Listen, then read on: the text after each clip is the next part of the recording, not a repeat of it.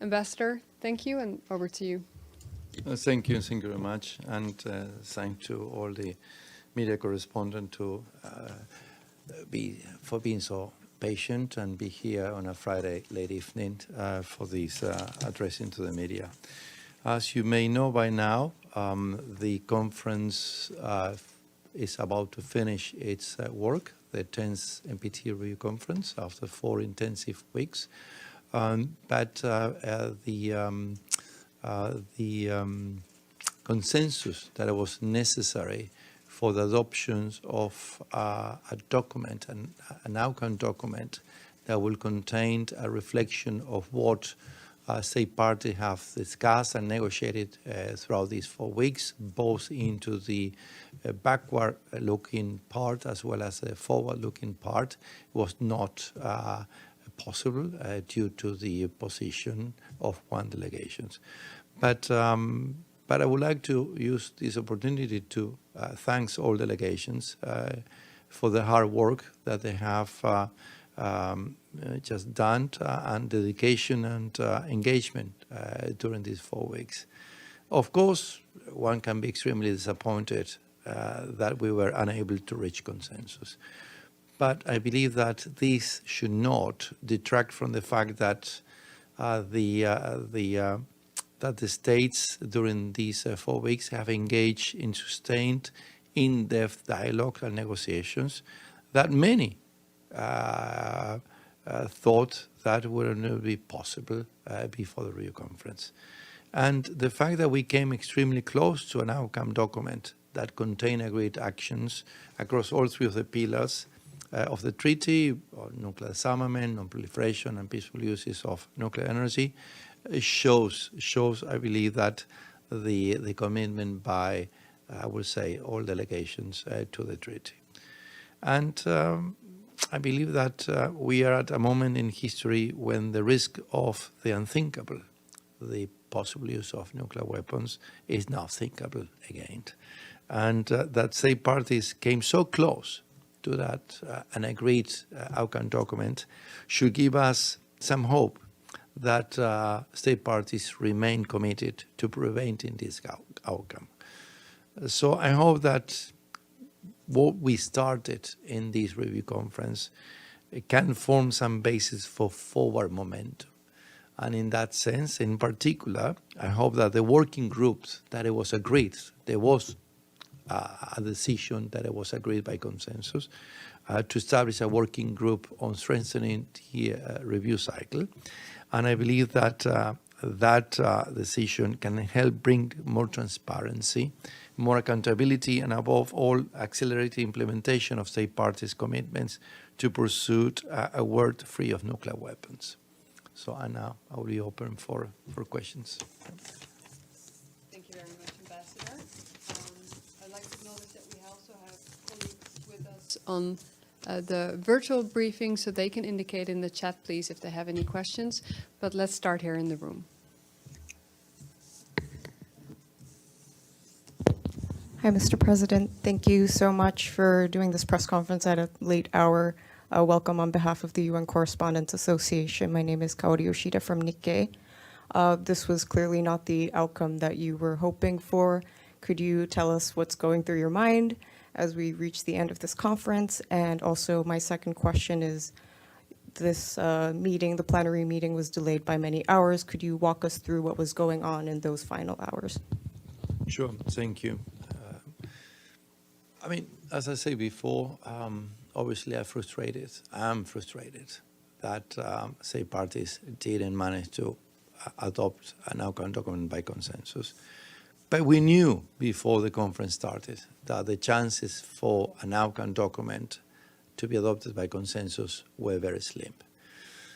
For 2.5 years, we have been pursuing the conference and have been postponed by the COVID-19 pandemics. And we knew that the challenges that we're going to face, we were about to face at the Rio conference were very difficult because of different positions and divergent views amongst the parties on many elements of the treaty regarding past commitments, regarding security assurances, regarding non-proliferation cases, you name it. but the invasion of Ukraine by Russia in February has exacerbated those tensions, and we knew that the war in Ukraine was going to cast a shadow on the review conference. As a president designate then, and then as a president of the conference, I tried to encapsulate the effects of the war in Ukraine on the review conference. And I believe for a while that we were handling that in the sense that during the first week of the review conference, at during the high-level segment, obviously the positions regarding the war in Ukraine were very openly expressed. But I thought that once we move into more the technical discussions and the end game, I was not going to come back into every aspect of our negotiations. But unfortunately, that was not the case. And that was the reason why I have to delay the commencement of the last plenary session today, and then I have to suspend it for a couple of hours to continue and to do last minute negotiations, in particular with the Russian delegations, that they expressed that they were not in a position to agree on the text unless very important changes were to be introduced in the language with regard to the situation of the Ukrainian nuclear facilities under Russian control. And I did what any president will do it, try to see whether that language will be acceptable to other delegations, and it was not the case. And so therefore, my text could not be amended without the agreement of others.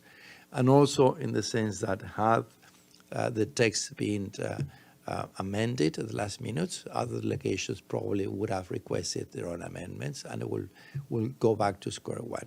So, as I said, we needed additional times to see if it would be possible to find a compromise language on that particular issue, Zaporizhzhia nuclear power state, but other nuclear facilities in Ukraine under Russian control. And it was, a matter of disagreement on the language on those paragraphs. And then Russian delegations, took the floor at the plenary and expressed that they were not in a position to agree to the document without those changes.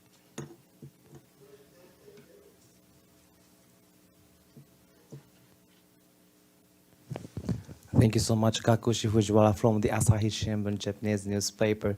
So, just to follow up, Kaori, did Russian Federation say something about the Budapest Memorandum? Yes, the Budapest Memorandum was also one of the paragraphs about the Budapest Memorandum in which the Russian delegation wanted to introduce some language. Yes.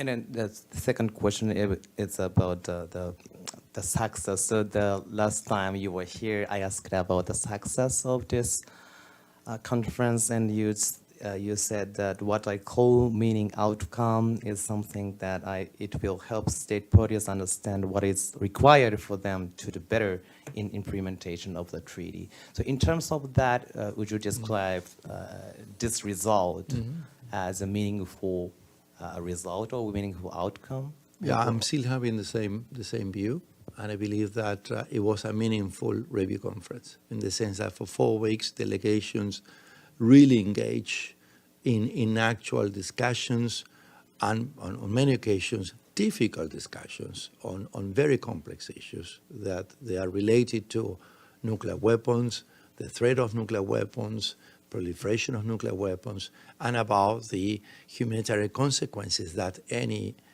use of nuclear weapons will impose on humanity.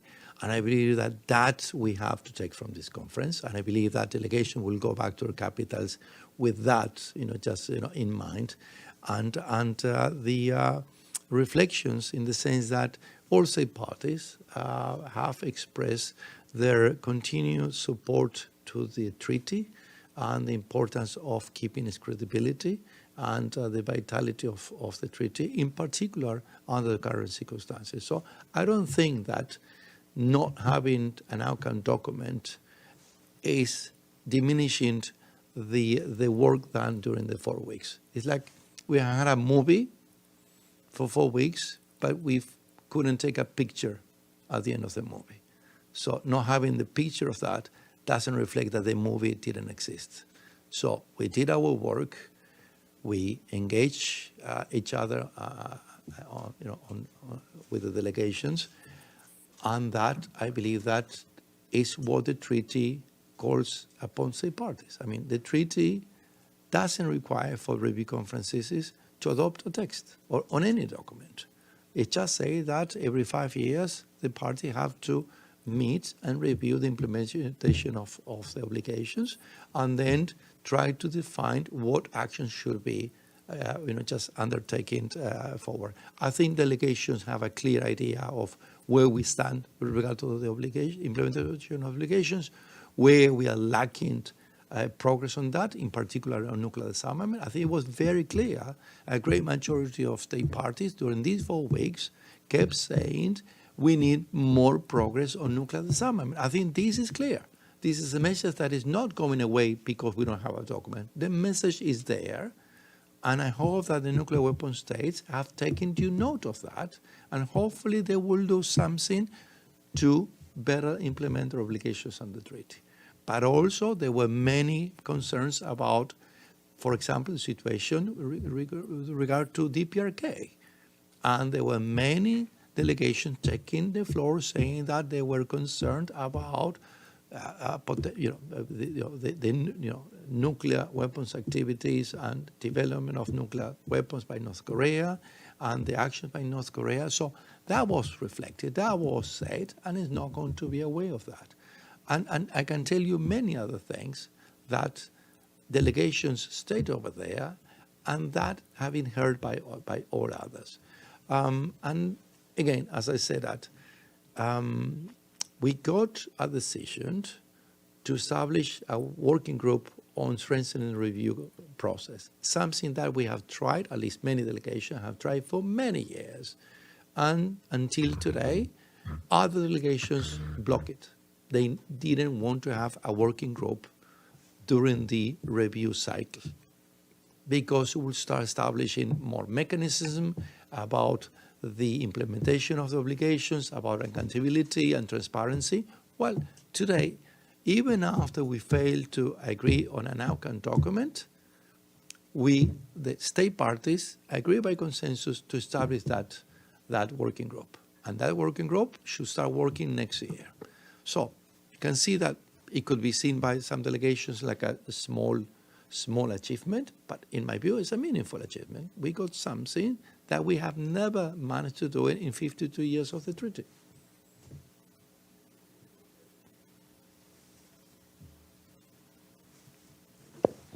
Thank you so much, Mr. Zlauvinen. Alan Bulgati with RIA Novosti News Agency. Thank you for making a time for us at the end of this very late, very long day. Russian delegation complained that in the final draft there was no mentioning of INF treaty collapse. Can you please explain why this provision wasn't included to the draft? Thank you. There are many other requests by many delegations that they were not included. At the end of the day, that is part of the process, and no, it's impossible to get all the state parties' requests and interests and views into a document, or you have to have 191 different final reports. During the negotiations of the main committees that they were chaired by the chairs, not by myself, the issue was raised by the Russian delegations, but no other delegations supported that. And that's one of the process in these multilateral fora, is that only language that gets support by a large number of countries get into the document. Normally, issues that are pushed by one or two only delegations, they lack that support. It's a matter of multilateral negotiation process. I can mention many other issues raised by other delegations that they were not supported and therefore they were not included. Yeah. So it's not the only one. Yes. Thank you. I think I saw a question there. Yes, please go Yes. ahead. No, because at one point I have to go back to the plenary, so yeah. I think just. We'll take a couple more No, questions. exactly, Yeah, I think just she has asked Yeah. the floor before. please go ahead. A newspaper journalist based in Hiroshima. Thank you so much, Mr. Zlauvinen. Before the start of today's plenary meeting, did you try other options such as political declaration or other options? The option of a political declaration was thought by many delegations before. I think just when I took up the job in February or January 2020, already many delegations approached me saying, look, it's going to be impossible to have an outcome document because the positions amongst the parties are so different that it's impossible to get consensus. So let's push for a political declaration. And always I say that we should do our best to try to reach consensus in a comprehensive document. And always I felt that a political declaration was not going to be acceptable to many, in particular from NAM. NAM want to have a full-fledged outcome document, not a short political declaration. The fact that until, I would say, today lunchtime, we were in the hope that consensus was reachable, made us continue working towards that. When we realized that it was not going to be in our reach, I think it was 3 p.m., it was too late to think on a political declaration. It would have taken a couple of days to do that. Yeah. And I believe that it would have not been adopted. No, it would have not. Because when you go for a political declaration, you have to leave outside so many other things. And then other delegations say, well, why it is not these things referred, when it's not the Middle East referred to, why it is not Ukraine referred. And that's the problem with political declarations when you have so many issues under the purview. Yeah. One more and then I have to leave. All right, one more question. I know we have one more online, and then the ambassador has to leave. Please go ahead.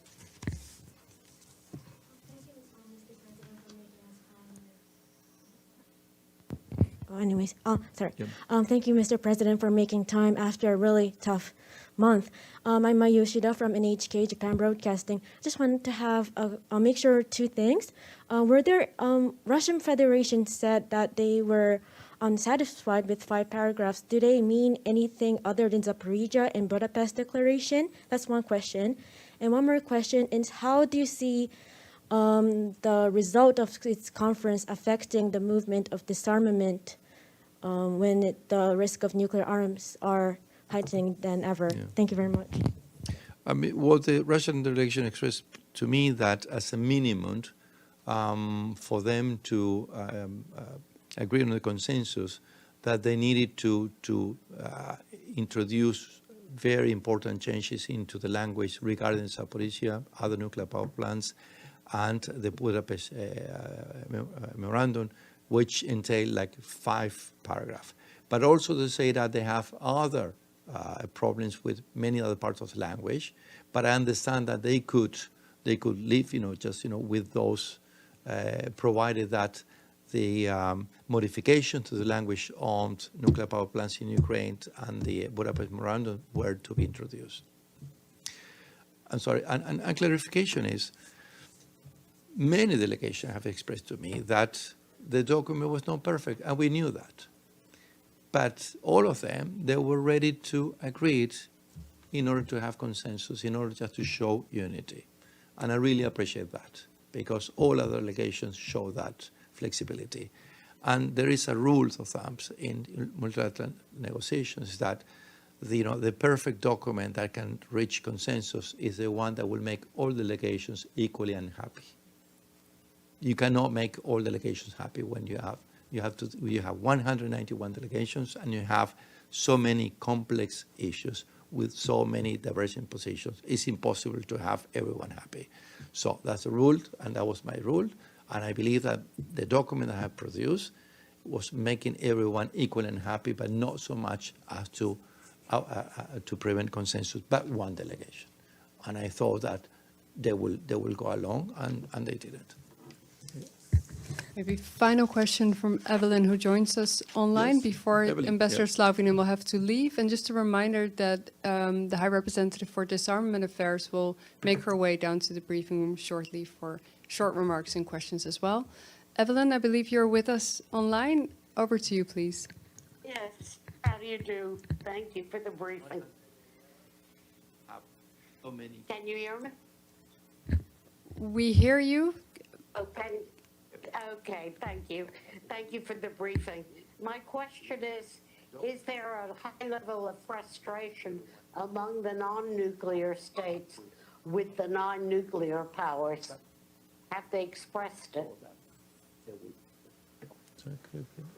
Evelyn, do you mind repeating your question one more time? It didn't come through quite so clearly. Before Ambassador Zlauvinen will have to leave, and just a reminder that the High Representative for Disarmament Affairs will make her way down to the briefing room shortly for short remarks and questions as well.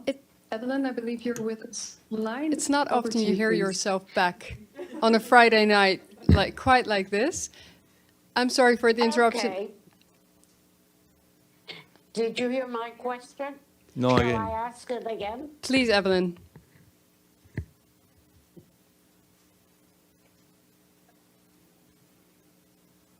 Well, I will try to answer what I heard from Evelyn. Good to hear you, Evelyn. Yes, I mean, as I said before, there is Mind repeating your question? It didn't come quite so clearly. there is a great level of frustration among, I would say, all, if not most, non-nuclear weapon states party to the treaty about the lack of progress on nuclear disarmament. That was expressed throughout the Rio conference, and I was trying just to express that as much as possible in the document. Evelyn. But I believe that now the disappointment about not reaching consensus on these documents, I think, implies both non-nuclear weapon states and at least 4 nuclear weapon states, and I have to leave that. Thank you. Thank you very much, Ambassador Zlauvinen, who will be going back to the conference room. And thank you, everyone, for being here still at this late hour. As I mentioned, Izumi Nakamitsu, the High Representative for Disarmament Affairs, will be making her way down to the media room shortly. If you still have this seminar, if you're still awake, I don't know if you're caffeinated or not, but bear with us a little longer. She will be joining here shortly. Thank you.